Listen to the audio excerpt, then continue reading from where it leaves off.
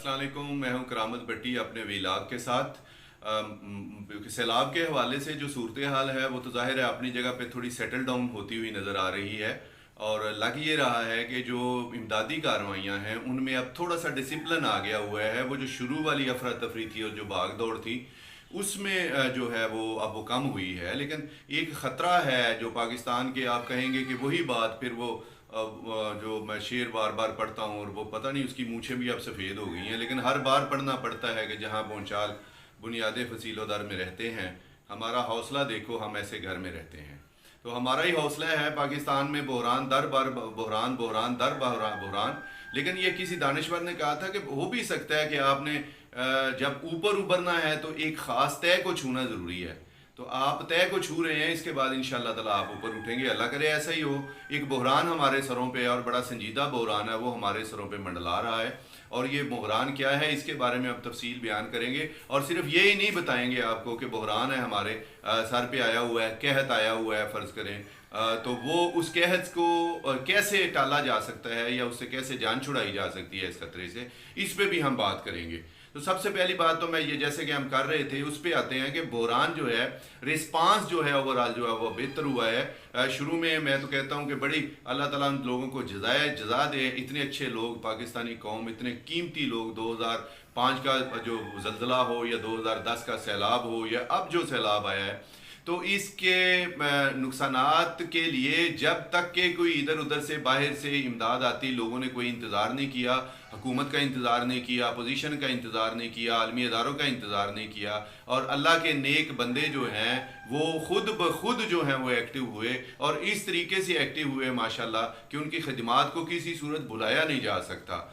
तो मजहबी जमातें थी इसमें, समाजी तंजीमें थी इसमें, इनफरादी तौर पर लोग इसमें गए। अपोजिशन मैं समझता हूँ ख़ास तौर पर इमरान खान जो हैं वो इस हवाले से बहुत मुतहर्रक हुए। 5 अरब के करीब उन्होंने टेलीथॉन में फंड्स भी इकट्ठे किए। हुकूमत भी अपनी जगह पे, फिर उसने भी आंखें खोली अपनी जगह पे, वो भी बेदार हुई और उन्होंने भी अपने तौर पर के एफर्ट की। सो मिलकर इन सब लोगों की, जो को नेक लोगों की, अच्छे लोगों की जो काविश है वो अब यहाँ तक पहुँची है कि अब रिस्पांस में थोड़ा सा रिदम आ गया है, थोड़ी बेहतरी पैदा हो गई है।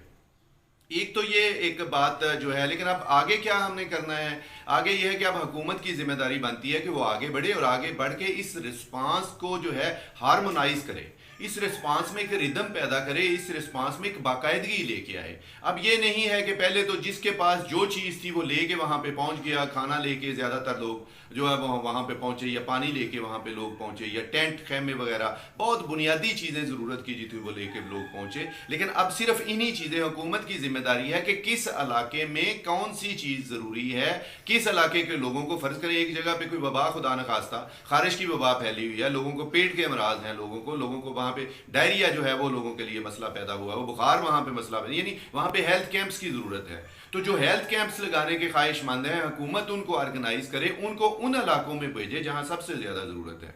फ़र्ज़ करें किसी जगह पे अभी खुराक का ही चैलेंज है, अभी लोगों को खाने पीने का चैलेंज, तो हुकूमत वहाँ पे उनको भेजे। और इसी तरह से जो है मुख्तलिफ जिस ज़रूरत का तयन करे, किस इलाके में किस चीज़ की ज़रूरत है, और उसी हिसाब से जो है वो लेके आगे चले। अच्छा, हमारे जो बहरान है, हमारे सबसे बड़ा जो इस वक्त जो सूरत हाल है सैलाब में, जो सबसे बड़ा एक ही पहलू पे इस वक्त हम बात करेंगे, और वो पहलू जो है खुराक का पहलू। खुराक के हवाले से जो देखिए 33% जो है पाकिस्तान की मजमूई आबादी का जो है वो सैलाब में, इलाके जो हैं वो सैलाब में गिरे हुए हैं। अब उसमें जो ज़मीनें हैं वो सारी ज़ेरे आब आ गई, और जो फसलें थी वो डूब गई, और उसके अलावा लोगों के जो मवेशी थे वो लाखों की तादाद में, एक मोहतात अंदाजे के मुताबिक कम अज़ कम 10 लाख मवेशी वो बह गए, उसमें ये चले गए। और जो ज़री मशीनरी थी वो बर्बाद हो गई। अब ये सारा कुछ हो गया तो फिर इसका मतलब क्या हुआ? 20% जो है अब ये अंदाज़ा लगाया जा रहा है कि पहले से कम फसल काश्त होगी, क्योंकि अभी पानी है और पानी अभी जो है वो उतरा नहीं है, और पानी उतरेगा और फिर उसके बाद पानी खुश्क होगा तो अगली फसल की राह हमवार होगी। और जो अभी कपास की खासतौर पर अगर हम पंजाब के इलाके में देखें, बाकी इलाकों में बागात थे, कुछ इलाकों में कुछ फसलें थी, कुछ इलाकों में कुछ फसलें थी, सब्जियां बर्बाद हो गई, वहाँ पे फलों के बागात तबाह हो गए यहाँ पे। और फिर यहाँ पे हमारे जनूबी पंजाब में खासतौर पर कपास जो है और कपास की फसलें बर्बाद हो गई। अब उनके बर्बाद होने से कारखाने बंद होंगे, और कारखाने बंद होने से वो इंडस्ट्रीज बंद होगी। इतनी बड़ी जो आपको पता है कि एक्सपोर्ट करते हैं ये जो है टेक्सटाइल मिलें जो हैं, हज़ारों लोग जो हैं, लाखों लोग बेरोजगार होंगे। और ना सिर्फ बेरोजगार होंगे बल्कि पाकिस्तान के जीडीपी में जो उनका हिस्सा है वो भी, उसको भी नुकसान पहुंचेगा।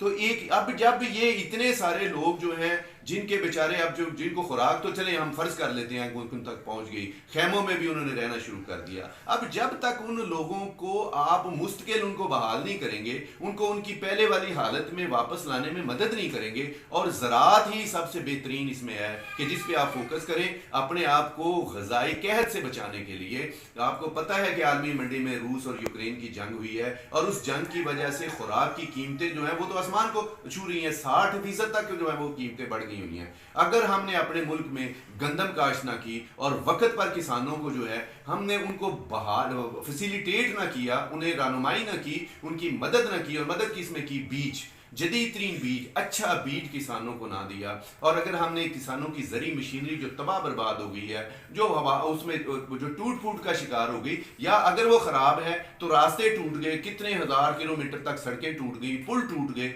अगर किसी ने बनवाना है उनको तो मंडी में लेके जाना, जहां उसने लेके जाना तो रास्ता ही नहीं है, तो वो कैसे उसको लेके जाएगा।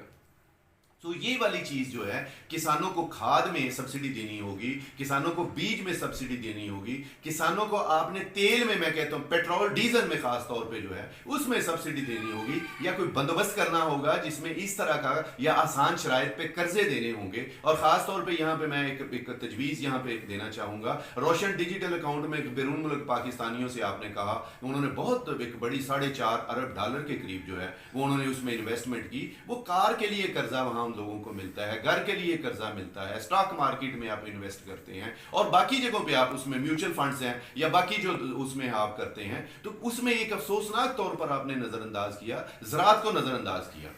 तो ओवरसीज पाकिस्तानी को क्यों तरगीब नहीं देते आप कि इतनी बड़ी हमारी जो ज़राअत है, सबसे ज्यादा पाकिस्तान की आबादी जो है वो ज़राअत के शोबा से रिलेटेड है, तो उन लोगों को कहें कि वो ज़राअत में इन्वेस्टमेंट करें। चले आगाज के तौर पर ये वैसी आइडिया फ्लोट कर रहे हैं कि अपने गांव के जो लोग हैं उनको बीच में लेके आए, उनको कर्जा दें, अपने गांव को बेहतर करें, वहां भी तो जो है उसकी बेहतरी और उनकी खुशहाली जो है वो उनकी इज्जत और सुरखुरी का बायस बनेगी, और उनके पैसों में फायदे का भी सबब होगी। तो वहां पर यह है कि रोशन डिजिटल अकाउंट में जो रकम है उसको इधर करें। फिर यह है कि बाहर से जो इमदाद आई है उस इमदाद का ये करें कि उस इमदाद की उसको एक मुख्तस कर लें, एक साइड पे रख लें वो पैसे, ताकि आपका जो करंट अकाउंट डेफिसिट है उसमें ना आप चले जाएं, उस सूरत में ना चले जाएं, मजीद सूरत खराब ना हो। तो जो वो इमदाद है उस इमदाद से बाहर से मशीनरी मंगवा लें, बीज मंगवा लें, खाद का बंदोबस्त कर लें।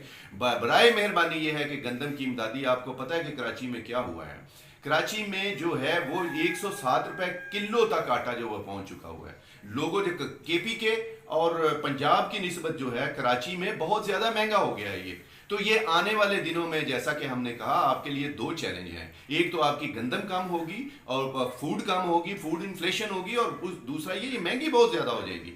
तो महंगी भी होगी और कम भी होगी, तो फिर आप हिसाब लगा लेंगे क्या होगा। एक बड़ा हिस्सा, लार्ज चंक, जैसा कि हमने ये कहा कि वो वहां पे आप कुछ नहीं बो सके, तो अगर आप वहां पे कुछ नहीं बो सकेंगे तो ये एक बहुत बड़ा कहत है जिसका हमें सामना करना पड़ेगा। और वैसे माफी चाहते हैं, लेकिन हम बड़े कूदन हैं, हम बड़े अजीबोगरीब लोग हैं। हुस्ने सलीका नाम की चीज हमारे पास नहीं है, वक्त से पहले हम नहीं सोचते। ये खुराक की किल्लत, ये कहत की किल्लत का खदशा है। बराए मेहरबानी, बराए खुदा इस बात पे तवज्जो दें, और इसको अपने मुल्क को, अपने अवाम को जो है, पहली बात तो यह है कि उनके पैरों पे खड़ा करें। और हमने बताया कि जरिए मुदाखल के जरिए किन किन चीजों के जरिए आप पैरों पे खड़ा कर सकते हैं, और कौन कौन से जराए हो सकते हैं जो इस हवाले से काम में आ सकते हैं। और फिर ये कहते हैं कि कराची में देख लें, पूरी दुनिया में खुराक का बहरान है, आप वहां पे जाएंगे, आपका ज़र मुबादला भी वहां पे खर्च होगा, और आपके गरीब आदमी का जो पहले ही फूड इन्फ्लेशन की वजह से परेशान है, खाने पीने की चीजें महंगी होने की वजह से परेशान है, वो कहीं और ज्यादा जो है वो परेशान ना हो जाए। मुझे उम्मीद है और मेरी दुआ है कि ऐसा ना हो। आप भी दुआ कीजिए। पाकिस्तान जिंदाबाद।